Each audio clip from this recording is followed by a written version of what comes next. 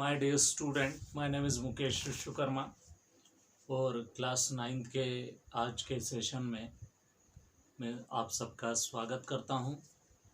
सबसे पहले तो मैं आप सबको बहुत बहुत बधाई देता हूं कि आपके अब तक के जो सक्सेसफुल चैप्टर्स रहे हैं उसमें से आपने काफ़ी अच्छा परफॉर्मेंस किया।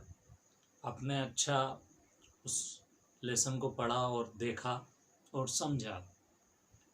आई होप कि आगे भी आप इसी तरह से अपना 100% देते रहेंगे और अपनी स्टडी को इसी प्रकार कंटिन्यू करते रहेंगे।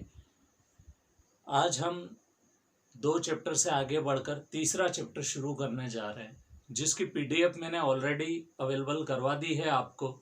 तो आप उस पीडीएफ को अच्छे से रीड करें और उसमें मैंने होमवर्क आपको ये दिया था कि आपको इसके जो डिफ़िकल्ट वर्ड मीनिंग्स है वो आपको पढ़ने थे।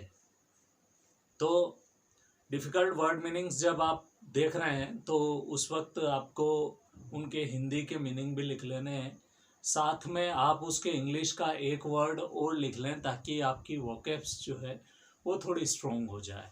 ठीक है, तो आज बिना देर किए एक नया चैप्टर शुरू करते हैं जिसका नाम है लेसन फर्स्ट। और ये लेसन फर्स्ट जो है आपकी बुक का नाम है मूवमेंट्स। एक्चुअली एनसीईआरटी का जो सिलेबस है सीबीएसई ने लास्ट 2 इयर्स में इसे चेंज किया है और पहले जो लिटरेचर रीडर थी और ग्रामर की जो वर्कशीट्स की एक बुक थी उसे चेंज करके जो बुक्स बदली है उसमें एक बुक का नाम उन्होंने बिहाइव और दूसरा का नाम रखा है मूवमेंट्स। तो बिहाइव में से हमने एक लेसन और एक पोएम पढ़ी है। अब एक चैप्टर हम पढ़ेंगे अपना जो इस बुक के अंदर से, उस बुक का नाम है मूवमेंट्स। तो देख लेते हैं क्या है। सबसे पहले आप टाइटल पे जाइएगा। टाइटल इसका द लॉस्ट चाइल्ड। लॉस्ट का मतलब होता है खोया हुआ। क्या मतलब होता है? खोया हुआ, एक बच्चा जो खो गया हो। ठीक है, और इसके लिखने वाले लेखक हैं मुल्क राज आनंद। इनका नाम शायद ही आपने सुना होगा पर काफ़ी फेमस ऑथर रहे हैं। तो आइए देख लेते हैं क्या है इस चैप्टर के अंदर। तो थोड़ा सा इसकी ब्रीफिंग मैं आपको दूंगा। ये स्टोरी पूरी एक बच्चे के ऊपर है। एक बच्चा जो घर से निकलता है अपने पेरेंट्स के साथ में। सबकी जैसी हैसियत थी, सभी मेले में अपने अपने तौर तरीकों से जा रहे थे। तो बच्चा भी अपने पेरेंट्स के साथ मेले में जाता है। आप सबको पता है कि मेले में जाने की जो उत्सुकता रहती है बच्चों में वो काफ़ी ज़्यादा होती है। आप लोगों को भी रही होगी, सबको रहती है, मुझे भी थी। एक दिमाग के अंदर एक बहुत विचार रहता है कि नहीं आज हम मेले में चल रहे हैं और एक खुशी रहती है। तो यहाँ पर भी सेम ऐसे ही स्टोरी है। यहाँ पर मेले में जाते हुए बच्चा रास्ते में बहुत सारी चीज़ें देखकर अपने आप को रोक नहीं पाता है, उसका मन ललचाता है।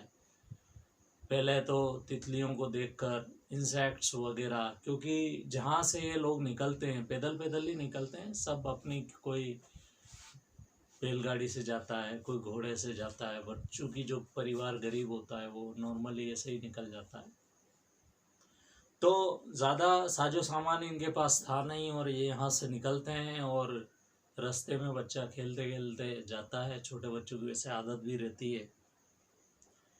जब वो मेले में पहुँच जाता है तो उसको काफ़ी ज़्यादा खिलौने हैं वो आकर्षित करते हैं और वो मिठाई देखता है, मिठाई मांगता है, बलून देखता है, बलून मांगता है। जो भी चीज़ें उसको दिखती है वो उस चीज़ की डिमांड करता है, पर उसके पेरेंट्स उसको दिला नहीं पाते हैं। उसका कारण क्या रहता है कि पेरेंट्स अवॉइड करते हैं कि आगे चल के ले लेंगे, या फिर यहाँ अच्छी मिठाई नहीं मिलती है, आगे से हम अरेंज करेंगे। या खिलौने आगे और भी अच्छे मिल जाते हैं। ये वैसे कॉमन डायलॉग रहता है सारे पेरेंट्स का कि खिलौने आगे आगे बहुत अच्छे अच्छे खिलौने हैं। बच्चों को ऐसे ही करके पूरा मेला घुमा देते हैं और खिलौने दिलवाते भी नहीं है। एक कॉमन चीज़ देखने को मिलती है इंडियन सोसाइटी में। A child goes to a fair with his parents and he is happy and excited and wants to sweets and toys displayed there, but his parents don't buy them for him. उसके parents जो है वो खरीदते नहीं है। Why then he does refuse when someone else offers them to him? वो मना क्यों कर देता है जब यही सारे खिलौने, यही सारी चीज़ें जो उसको चाहिए थी, वो जब खुद ही पेरेंट्स नहीं दिलाते हैं तो दूसरे लोग दिलाते हैं, तब बच्चा खुद ही मना क्यों कर देता है? प्रश्न ये है। ठीक है, तो इसको थोड़ा बहुत समझाऊंगा अभी सही में। वैसे ब्रीफ में मैंने आपको बता दिया है। It was a festive of A spring. Festive मतलब एक प्रकार से फेस्टिवल था। This was during time of festive. और फेस्टिवल टाइम में क्या है, एक मेला लगता है। From the wintry shades of narrow lens and Alice immersed गेली क्लैड ह्यूमिनिटी। मतलब काफ़ी ज़्यादा धक्का मुक्की वाली जगह थी और सब नेरो लेंस थे। लेंस का मतलब होता है रास्ते, जहाँ से वो लोग निकल रहे थे। अक्सर जहाँ मेला वगैरह लगता है वहाँ पर संकीर्ण, अगर कोई गली है, रास्ता संकीर्ण है, तो सब क्या है उसी रास्ते से निकलते, तो वहाँ बहुत ज़्यादा भीड़ हो जाती है। Some walked, some rode on horses. कोई चल के जा रहा था, कोई घोड़े पे बैठ कर जा रहा था। अदर सेट्स, और कोई जो है पालकी में बैठ के भी जा रहा था। अक्सर जो पहाड़ी क्षेत्र पर जो तीर्थ स्थल है वहाँ पर आज भी कंधे पर जो है यात्रियों को ले जाने की व्यवस्था रहती है। Being carried in bamboo and bulk carts, जो इसकी लकड़ी की बनी हुई थी उसमें बैठकर, पालकियों में बैठकर और बैलगाड़ियों में बैठकर भी जा रहे थे। वन लिटिल बॉय रैन बिटवीन हिज फादर्स लेग। एक लड़का है छोटा सा, वो अपने फादर के लेग्स के बीच में से निकल के, छोटे बच्चे रहते हैं वो पिताजी के पाँव में से होके निकल जाते हैं। मतलब जब वो खड़े रहते हैं तब भी वो खेलते रहते हैं इधर से उधर। मतलब इससे पता लग रहा है कि बच्चे की उम्र ज़्यादा नहीं थी। Brimming over with his life and laughter, वो पूरी तरह से जो है वो बड़ा शाइनिंग कर रहा था। शाइनिंग मतलब उत्साह उसका जो है टॉप लेवल का था और वो घूम रहा था।